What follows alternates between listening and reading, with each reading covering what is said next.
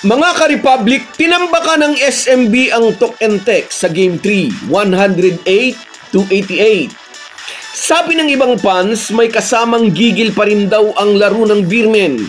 Gigil at inis dahil sa naagaw na panalo sa Game 1. Dalawang panalo na lang ang kailangan ng San Miguel para muling upuan ang trono ng paborito nilang conference. Samantalang hinila rin nila paatras ang tropang 5G palayo sa pinapangarap na Grand Slam. Pag-uusapan po natin yan, pero bago ang lahat ay maglalambing po ako sa inyo na isubscribe ninyo itong ating channel at kung di masyadong makakaabala ay i-like at paki-share na rin ninyo. Malaking bagay po yan sa aming mga vlogger. Maraming salamat. Mga ka-Republic, singliwanag ng araw, ika nga walang pantapat ang Tok and Tek kay Junmar Fajardo. At alam ito ng San Miguel coach. Kaya naman muling ginamit ni Leo Austria ang subok na niyang formula. Hanapin si Junmar sa low post. At kapag nasa kamay na ng 8-time MVP ang bola, ilista mo na, ika nga. Hindi siya kayang pigilan ni Kelly Williams, another big man MVP sa kupunan ng TNT. Mapigil man, tiyak may foul. Nang bigyan ni Chot Reyes ng pahinga si Williams, ginamit niya si Henry Galinato para tauhan si The Kraken. Lalong naging mabangi sa ilalim ang 8-time MVP, maning-mani sa kanya ang former UP Maroons big man. Kahit sinong ilagay ni Chot Reyes sa harap ni Fajardo, hindi nila ito napigilan sa pagkakamada ng puntos. 33 big points na may kasamang 11 rebounds, blocks and assist ang kontribusyon ng Cebuano Giant para tulungan ng SMB na itala ang kanilang pangalawang sunod na panalo. Dalawang panalo na lang ang kailangan ng San Miguel upang maibulsa ang titulo. Inamin ni Chot Reyes, nararamdaman na nila ang bigat resulta ng magkakasunod na injury sa kanilang lineup. Noon ngang kumpleto kami, hirap na hirap kaming manalo sa SMB. Ngayon pa, nasabi na lang ng TNT coach. Gaya nga po ng alam na nating lahat, magkasunod na na-injured sina Jason Castro at Ray Nambata. Pumita sila ng mga player upang ipantakip sa mga na-injured na players, pero nadali rin ng injury si Poy Eram.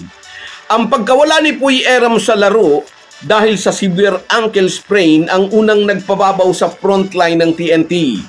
May edad na rin naman si Kelly Williams at aminin natin, hindi niya kaya si Junmar Fajardo at lalo naman si Henry Galinato na isang sikwat lang ni Junmar, wala na. 6'6 lang po kasi si Galinato at 6'10 naman si Abay, plus yung championship experience. Sumubok ding tumulong si Glenn Cobuntin sa gitna, ngunit masyadong malaki at malakas kaysa kanya si Mutaw Tuwa. Maaga ring na-foul trouble si Brandon Ganuelas Roser. Kaya nung nasa crucial stretch na ang laban, nasa foul trouble na lahat ang mga big man ng TNT. Maraming nakapansin, mas physical ang laro ng San Miguel. Hard foul ang ibinibigay ni Jericho Cruz at Chris Ross sa mga kalaban. At ewan natin kung totoo ang ating obserbasyon, apektado ng physical na depensa ang laro ni Pugoy at Utana. Pati sina Simon Enciso at Brian Heruela nakakatikim ng hard foul mula sa mga dating kakampi. Kung noong Game 1 ay maraming na-excite na TNT fans dahil nga nanalo sila, maraming nag-iingay sa social media. 3 wins away from Grand Slam, sabi nila. Ngunit ngayong makadalawang sunod na panalo ang SMB, medyo tumahimik ang mga fans ng TNT. Yung iba, nangangatwiran na lang. At least daw, nakadalawang championship sila this season. Yung ibang team daw, maagang nagburakay.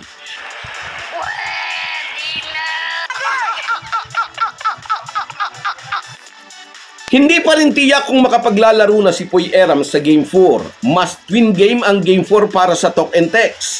Pag natalo pa sila rito, para na silang nasa malalim na bangin at baka hindi na sila makaahon. Pero gagawin pa rin daw nila ang lahat, pahayag ni Chot Reyes. Hahanapan daw nila ng solusyon ang problemang iprinisinta sa kanila ng SMB. This series is race to 4, sabi niya. Kailangang makaapat muna sila bago matapos ang conference. So guys, yan lang muna. Hanggang sa muli.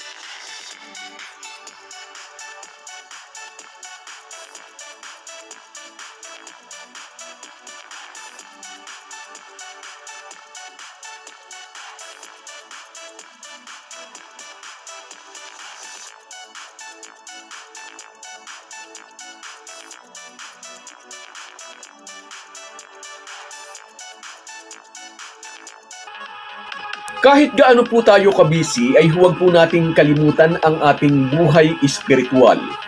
Lagi po tayong magpasalamat sa bawat araw na dagdag sa ating buhay. Malaki po ang maitutulong ng pananalangin araw-araw. Isang paalala po mula sa inyong Halo-Halo Sports Republic.